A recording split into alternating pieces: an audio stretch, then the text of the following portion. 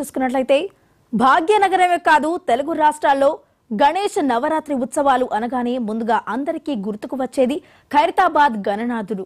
తెలుగు రాష్ట్రాల్లోనే కాదు దేశవ్యాప్తంగా ఈ గణేశుడికి ప్రత్యేక గుర్తింపు ఉంది. ఖైరతాబాద్ ఉత్సవాలకు ప్రారంభించి 70 ఏళ్లు పూర్తవుతుండటంతో ఈసారి 70 అడుగుల ఎత్తైన విగ్రహాన్ని ఏర్పాటు చేశారు. సప్తముఖ మహాగణపతి పూజలందుకునేందుకు సిద్ధమయ్యాడు.